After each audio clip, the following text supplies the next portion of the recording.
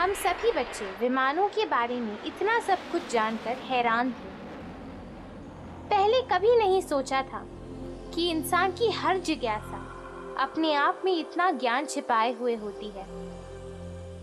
आसमान में उड़ने की एक जिज्ञासा ने उसे न जाने कहां से कहां पहुंचा दिया।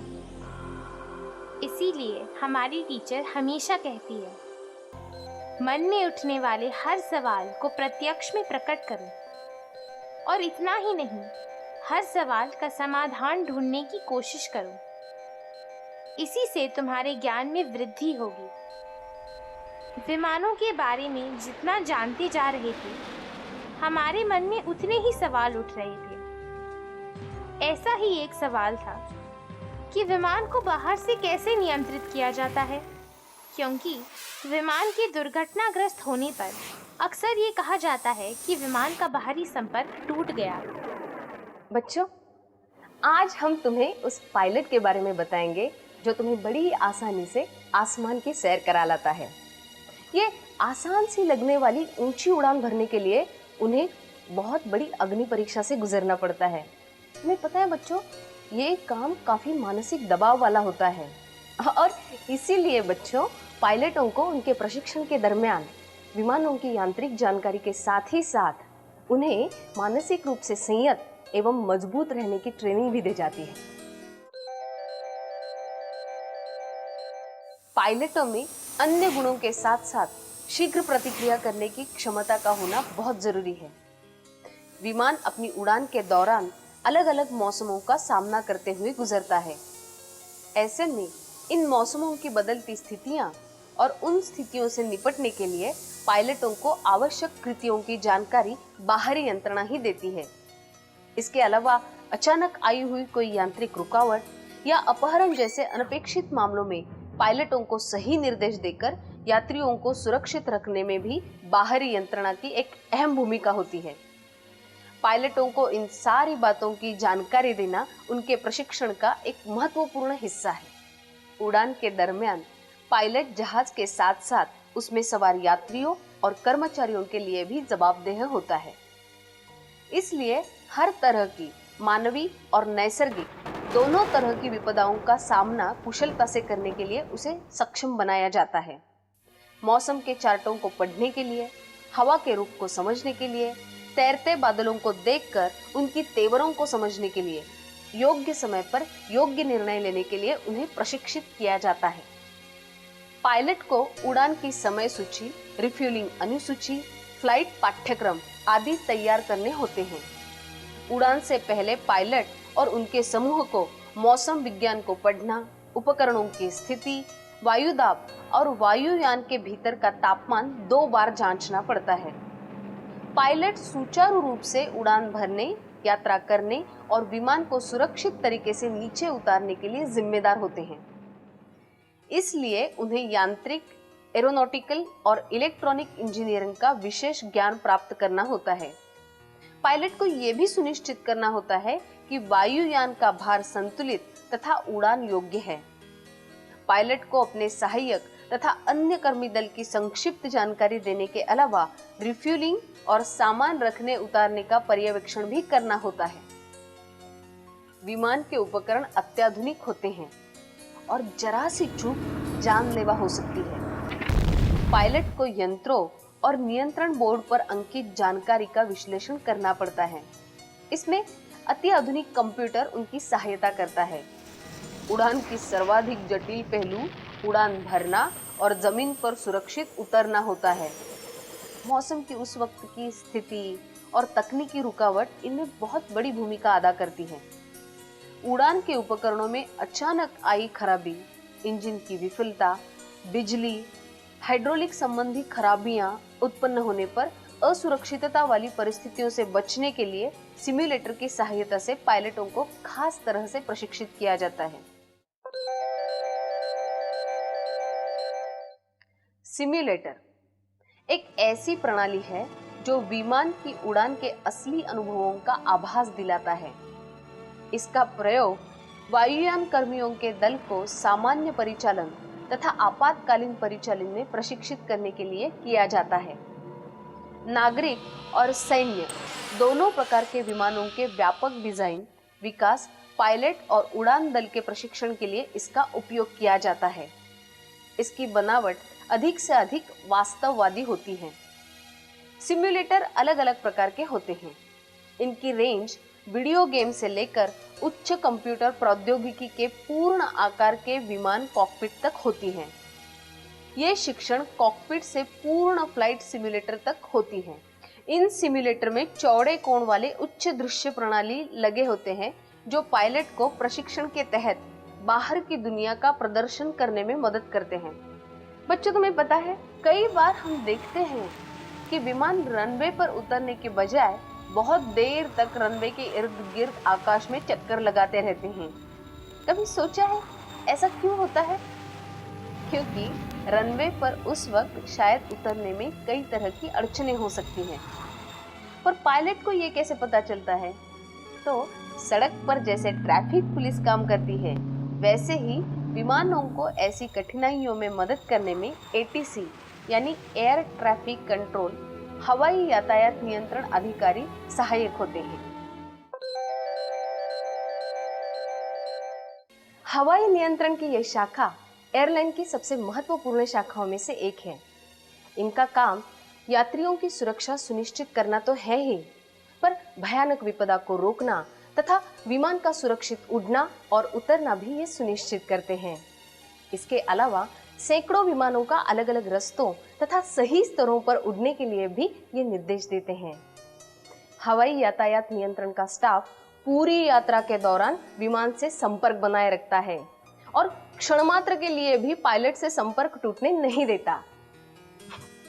हवाई यातायात नियंत्रण कक्ष में बैठे नियंत्रक का यह भी दायित्व होता है कि वो उसके आसपास के क्षेत्र के तमाम रडार की निगरानी रखे तथा मौसम के बारे में विमान का मार्गदर्शन भी करे।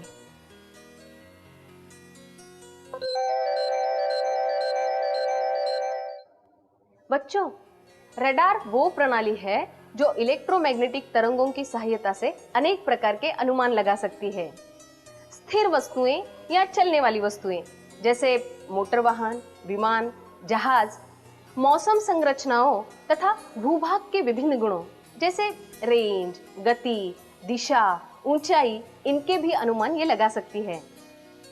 रडार में एक ट्रांसमीटर लगा होता है जो माइक्रोवेव या रेडियो तरंगों को छोड़ता है। ये तरंगे अपने लक्ष्य से टकराकर परावर्तित होती है और रडार के रिसीवर में रिसीव की जाती हैं। वैसे तो रडार में ट्रांसमीटर और रिसीवर का स्थान एक ही होता है। लौटे हुए संकेत बड़े ही कमजोर होते हैं, पर उन्हें बढ़ाया जा सकता है। आज भारत के पास ऐसे रडार हैं जो 170 किलोमीटर के दायरे में या 15 किलोमीटर की ऊंचाई तक 3000 किलोमीटर प्रति घंटे या उससे भी अधिक गति से आने वाले युद्धक जेट विमान और मिसाइलों का पता लगा सकते हैं। हवाई यातायात नियंत्रण एक ऐसी सेवा है जो भूमि स्थित नियंत्रकों से हवा और जमीन पर वायुयानों को निर्देश देती है।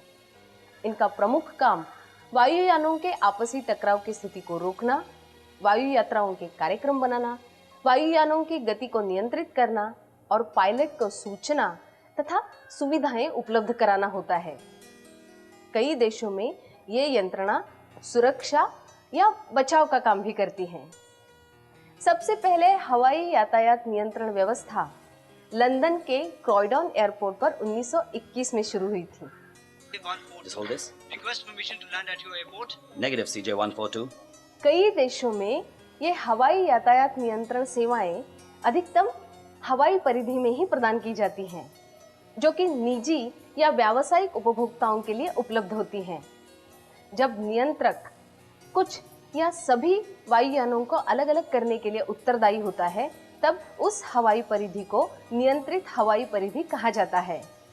पर जब वायुयान इस हवाई यातायात नियंत्रण प्रणाली के बिना ही उड़ान भर सकता है, तब उस हवाई परिधि को अनियंत्रित हवाई परिधि कहा जाता है। विमान को नियंत्रण टर्मिनल के हवाले किए जाने तक हवाई यातायात नियंत्रण की यह प्रक्रिया उनकी तरफ से सुचारू रूप से जारी रहती है। मौसम पूर्व अनुमान विभाग पर पूरी एयरलाइन निर्भर करती है। ये विभाग वातावरण स्थितियों के संबंध में वैज्ञानिक शोध का काम भी करते हैं।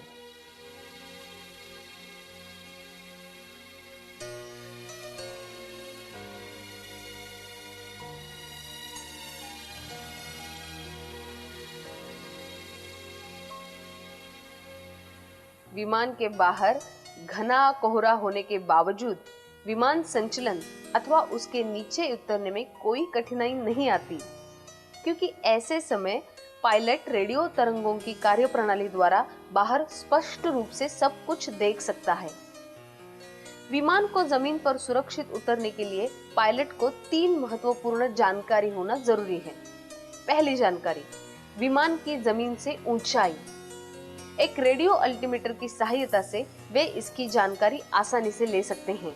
दूसरी, विमान को उतारने की सही दिशा की जानकारी, जो कि रेडियो कंपास यूनिट की रेंज फाइटर से मिल जाती है। रेडियो कंपास यूनिट की कार्यक्षमता चुंबकीय कंपास की तरह ही होती है। फर्क सिर्फ इतना है कि चुंबकीय कंपास पृथ्वी के चुंबकीय क्षेत्र का उपयोग करके दिशा बताता है, जबकि रेंज फाइंडर जमीन स्टेशन से संचरित संकेतों को रेडियो आवृत्ति में कोड करके पायलट को दिशा बताता है। और तीसरी, विमान को कब और किस कोण में उतरना है इसकी जानकारी, जिससे विमान के रुक जाने तक का पर्याप्त रनवे बचा रहे। इसमें ग्लाइड स्कोप नामक प्रणाली पायलट को मदद करती है। ये प्रणाली हवा में ऊपर की ओर 3 अंश के कोण पर संकेतों को स्थानांतरित करती है। जैसे ही विमान ग्लाइड स्कोप के संकेत संचरण क्षेत्र में प्रवेश कर जाता है, तो उसे उतारने के लिए मार्गदर्शन प्राप्त हो जाता है। लैंडिंग के दौरान एक महत्वपूर्ण पैरामीटर पिच कोण पर ध्यान देना जरूरी होता है। विमान के उड़ान भरने के दौरान पिच कोण 0 अंश का होता है और लैंडिंग के दौरान सुरक्षित पिच कोण विमान की व्यक्तिगत लंबाई और डिजाइन पर निर्भर करता है। विमान के लैंडिंग के दौरान पिच कोण 10 अंश के आसपास होता है। ये पैरामीटर बहुत ही महत्वपूर्ण है, क्योंकि यही विमान के पहियों से पहले विमान की पूंछ को रनवे से टकराने से बचाता है। जमीनी या हवाई नियंत्रण सक्रिय रनवे सतहों के लिए जिम्मेदार होते हैं। वायु यातायात नियंत्रण टावर उड़ान भरने और जमीन पर उतरने के लिए वायुयान को दिशा निर्देश देता है। ये नियंत्रण ये सुनिश्चित करता है कि इन वायुयानों के लिए रनवे खाली हो। अगर टावर नियंत्रक को किसी भी असुरक्षित हालात का पता लगता है, तो उतरने वाले वायुयान को सुरक्षित हवाई क्षेत्र के चारों ओर चक्कर लगाने को कहा जाता है, जिसे गो राउंड कहा जाता है। हालात की सुरक्षितता देखते ही विमान को उतरने के क्रम में फिर से आने को कहा जाता है। नियंत्रण टावर और जमीन नियंत्रण केंद्र के बीच एक बेहद अनुशासित संचार प्रक्रिया का होना परम आवश्यक होता है। किसी भी विमान या वाहन को रनवे पार करने के लिए भूमि नियंत्रक को नियंत्रण टावर से अनुरोध और अनुमोदन प्राप्त करना होता है। हवाई जहाज के उड़ान संबंधी टेक्निकल जानकारियों की छोटी सी झलकी हमें यहाँ नेहरू विज्ञान केंद्र में मिल जाती है, जो हमें इसकी विस्तृत जानकारी पाने के लिए प्रेरित करती है।